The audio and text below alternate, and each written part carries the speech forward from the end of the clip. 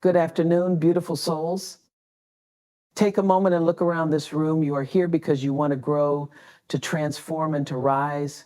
And let me tell you, today is the day you begin to take control, not just of your life, but of the tools that shape it: your mouth, your mood, your money, and your mind. I'm going to tell you something my grandmother used to say, something that stuck with me forever. You can't always control what happens to you, but you can always control how you respond. And friends, that response starts with these 4 M's. When you master them, you unlock a life of peace, power, and purpose. Control your mouth. Let's start with your mouth. Words are like seeds, they grow into the garden of your reality. Are you planting weeds or flowers? Are you speaking life into your dreams, or are you poisoning them with self-doubt? When you speak, you are manifesting. Speak with intention. Use your words to lift yourself up and others too, because every word you speak carries energy, and that energy will come back to you tenfold. Control your mood. The mood. Have you ever let one bad moment ruin an entire day? I know I have. But here's the truth. Your mood doesn't have to own you. You can own it. Emotions are like weather, they pass. You wouldn't cancel your plans because of a little rain, so why let anger, fear, or sadness derail your whole day? You have the power to shift your mood. Breathe, step back, choose joy even when it's hard. That's where your strength lies. Control your money. Now, let's talk about money. Money is not just about numbers, it's about freedom. It's about the energy you attach to it. Don't let money control you, control your money.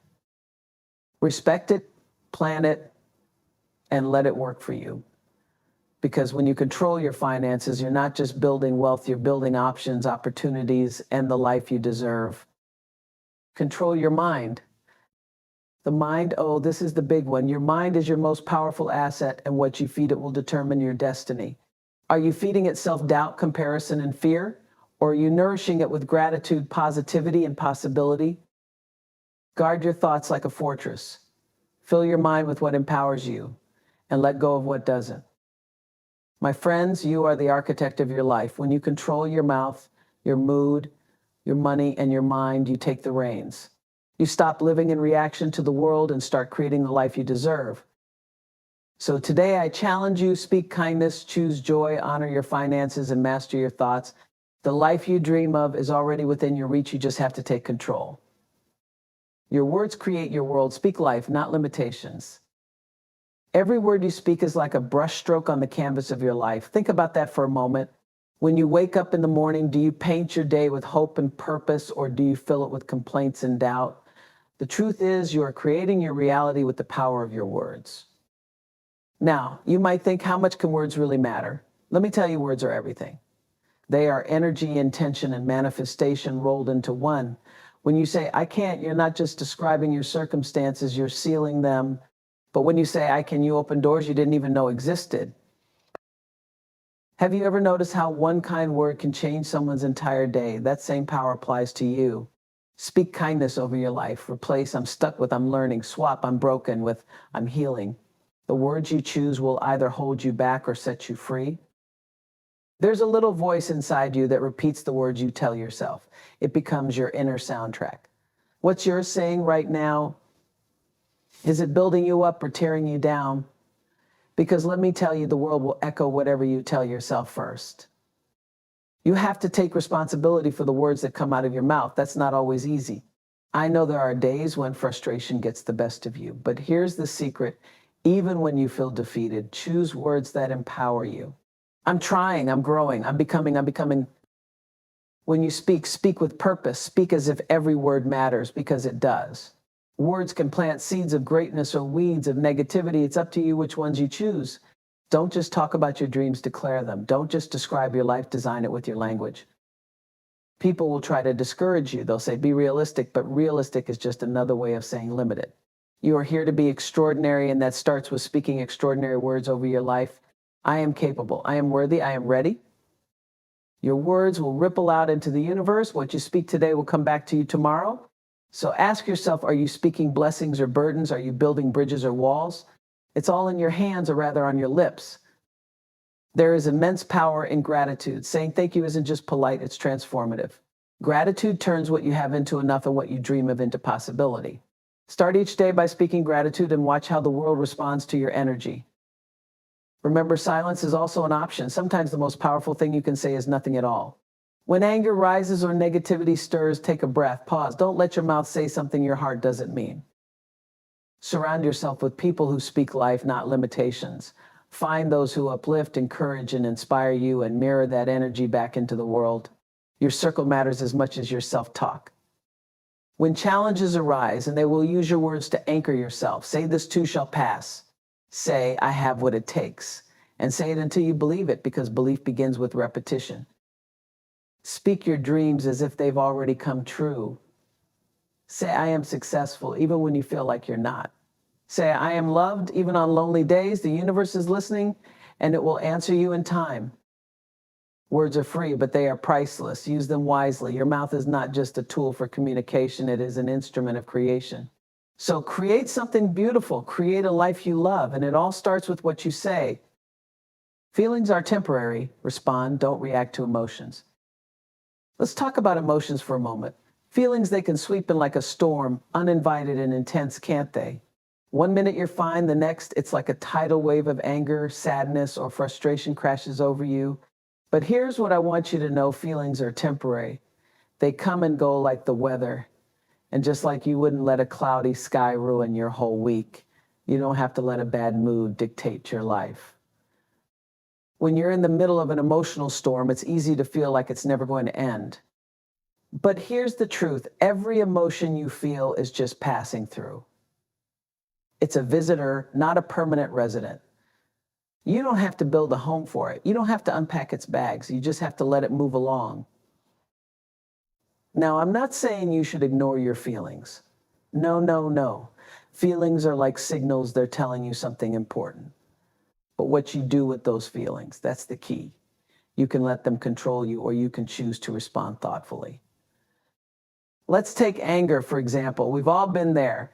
Someone cuts you off in traffic, your coworker says something rude, and suddenly you're fuming. But before you react, pause. Take a breath. Ask yourself, is this worth my peace? 9 times out of 10, it's not. Sadness is another big one. When it shows up, it can feel heavy, overwhelming, like it's here to stay forever. But sadness, too, is temporary. It's a wave that will ebb and flow. And you are stronger than any wave. Instead of running from it, ride it. Feel it, honor it, and let it go. Joy, oh, let's not forget joy. It's one of the most fleeting emotions, isn't it? That's why it's so important to savor it. Don't rush through moments of happiness. Linger in them. Let them soak into your soul. Here's the thing about emotions: they're not facts. Just because you feel a certain way doesn't mean it's the ultimate truth. You might feel like a failure, but that doesn't mean you are one. You might feel like giving up, but that doesn't mean you should. Emotions can be messy, but they are not your enemy. They are a part of your human experience, a part of what makes you beautifully alive. What matters is how you manage them. Are you reacting impulsively, or are you responding intentionally? It's okay to feel, it's okay to cry, to yell into a pillow, to dance around the room when you're happy. But don't let those feelings drive your decisions. Step back, assess, and then choose your response with care. One of the most powerful tools you have is mindfulness. When you're in the thick of an emotion, bring yourself back to the present moment. Focus on your breath. Ground yourself in what's real right here, right now. When emotions feel like they're too much, remember this: you have overcome every hard day you've faced so far. You have survived 100% of your worst moments. That's your proof that you're feelinger than any feeling. Surround yourself with practices that help you navigate your emotions: journaling, meditating, talking to someone you trust. These aren't just cliches, they're lifelines. They help you process what you're feeling so you can move forward with clarity. And don't forget, it's okay to ask for help. If your emotions ever feel too big to handle alone, reach out. There is strength in seeking support, not weakness. Feelings are like seasons. They come, they go, and they always change. You don't have to rush them. Just remember, you are not your emotions. You are the one who observes them, the one who decides how to respond. Emotions are a gift, even the hard ones. They remind us that we are alive, that we care, that we are human. So embrace them, but don't let them define you. You are so much more than how you feel in any given moment. Money is a tool, not a master. Respect and manage it wisely. Money. Just the word can bring up a whirlwind of emotions, can it? For some, it's excitement. For others, it's stress. But let's get one thing straight right now. Money is not the end all be all. It's not who you are, and it doesn't determine your worth. Money is a tool, plain and simple. It's there to serve you, not control you.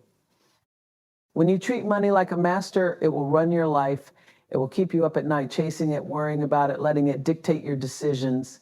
But when you treat money as a tool, something incredible happens. You take back your power. You step into control and you begin to use it to build the life you want. Let's start with respect. Do you respect your money? Think about it. Respecting money means knowing where it's going. It means giving it a purpose. Because if you don't tell your money what to do, it will disappear faster than you can say payday. Budgeting now, I know that word can sound restrictive, but hear me out. A budget is not about saying no to the things you love. It's about saying yes to what truly matters. It's about aligning your money with your values. Have you ever heard the phrase, a penny saved is a penny earned? It's not just an old saying, it's wisdom. Saving isn't about being stingy. It's about being prepared. It's about creating a safety net so when life throws you a curveball, you're ready to catch it. And then there's spending. Oh, how easy it is to get caught up in the rush of spending. But let me ask you this, are you spending your money or is your money spending you? Pause before you make that purchase. Ask yourself, does this align with my goals or is it just an impulse? Now let's talk about earning. Money doesn't just show up, it flows where it's valued. Are you valuing your skills, your time, your energy? Are you asking for that raise, pursuing that opportunity, or starting that side hustle? Don't be afraid to claim what you're worth. Debt. It's a heavy word, isn't it? But it doesn't have to define you. If you're in debt, don't beat yourself up. Instead, make a plan. Chip away at it step by step. And remember, getting out of debt isn't just about numbers, it's about reclaiming your freedom. Generosity. Now, this is where the magic happens. When you use your money to give back, to help others, to make a difference, you create a ripple effect that goes far beyond dollars and cents. Generosity is abundance in action. Here's a powerful truth. Money is energy. It flows in and out, just like the tides. When you hold on to it too tightly, you block that flow. But when you manage it with intention and trust, it grows. Mindset isn't just a fancy word. It's a way of living. It's the lens through which you see the world. Is your lens focused on possibility or limitation, on abundance or lack? Because what you focus on grows. Think about this. Every great achievement in history started with a single thought, a spark, an idea. But here's the catch, those thoughts didn't stop there. They were nurtured, believed in, acted upon. That's the power of a growth mindset. A growth mindset says, I can learn, I can improve, I can figure this out. It doesn't mean you'll never fail. Oh no, failure is part of the process, but it means you see failure as feedback, not as an endpoint. When you focus on growth, you stop fearing mistakes. Instead, you embrace them as stepping stones to success. You stop saying, I'm not good at this, and start saying, I'm not good at this yet. That little word yet is a game changer. Gratitude now, this is the secret sauce. Gratitude shifts your mindset from lack to abundance. It's impossible to feel stuck when you're counting your blessings. When was the last time you paused to appreciate what you have right now? Your health, your relationships, your opportunities. Start every day with gratitude. Write it down. Speak it out loud. Let it be the foundation of your mindset, because gratitude is the doorway to abundance. When you're grateful for what you have, the universe opens up more for you. And then there are your goals. A growth mindset doesn't just sit around wishing for change, it sets goals and takes action. But here's the key. Your goals need to excite you and scare you a little. If they don't, they're not big enough. Your mind loves clarity. Give it a direction. Write down your goals and be specific. Don't just say, I want to be successful. Define what success looks like for you. Break it down into actionable steps and then take the first one. Distractions will come, they always do. But a focused mind is a powerful mind. Say no to what doesn't serve your growth and yes to what does. Protect your mental space like a sacred garden. And let me tell you, self-talk matters. How you speak to yourself shapes your mindset. Are you encouraging yourself or criticizing yourself? Are you saying, I can do this or I'll never figure this out? Your words become your reality, so choose wisely. Comparison is a mindset killer. When you're busy looking at someone else's journey, you're neglecting your own. Remember, their success doesn't diminish yours. Stay in your lane and focus on your path. When life gets hard, and a strong mindset is your anchor. It's what keeps you grounded in the storm. It reminds you, I've been through tough times before and I'm still standing. Feed your mind daily. Just like your body needs nourishment, your mind needs positivity, inspiration, and learning. Read books. Listen to uplifting podcasts. Surround yourself with people who elevate your thinking.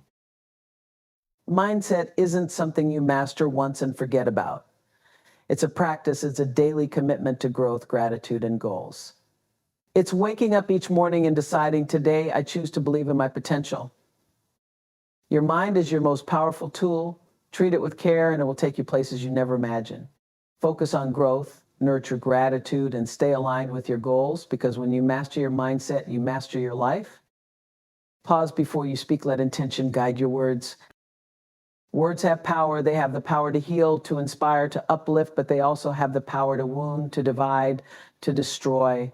That's why it's so important to pause before you speak, to give yourself a moment to choose words that align with your values and your intentions. How many times have you said something in the heat of the moment only to regret it later? It happens to all of us. But here's the thing, once words leave your mouth, you can't take them back.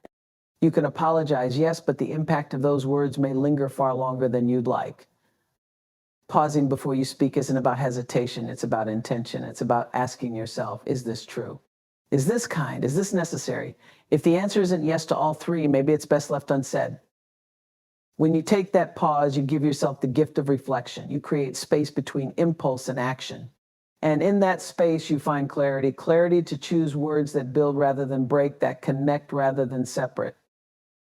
Let's talk about conflict for a moment. In the middle of an argument, it's so tempting to fire back with the first thing that comes to mind. But those moments of high emotion are exactly when you need to pause the most. Because once the dust settles, it's not the argument people remember, it's the words you used. Think about the relationships in your life, your family, your friends, your colleagues. Every word you speak to them either strengthens that relationship or weakens it. That's the power you hold. Use it wisely. Pausing also allows you to consider tone, not just content. How you say something often matters as much as what you're saying. A kind tone can soften the hardest truths, while a harsh tone can make even the most innocent comment feel like an attack. And let's not forget about self-talk. The words you say to yourself are just as important as the words you say to others. When you pause before speaking to yourself, you can catch those negative, critical thoughts and replace them with words of encouragement and love. There's a phrase, one love, speak with the intention to understand, not just to be understood. When you pause before you speak, you open the door to deeper communication. You listen more carefully, you empathize more fully, and you respond more thoughtfully. In moments of joy, a pause lets you savor the words you're about to share.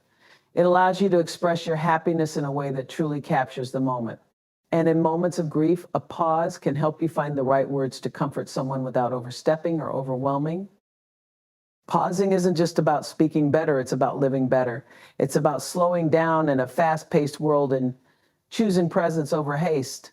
It's about valuing connection over convenience. When you practice pausing, you begin to notice something extraordinary.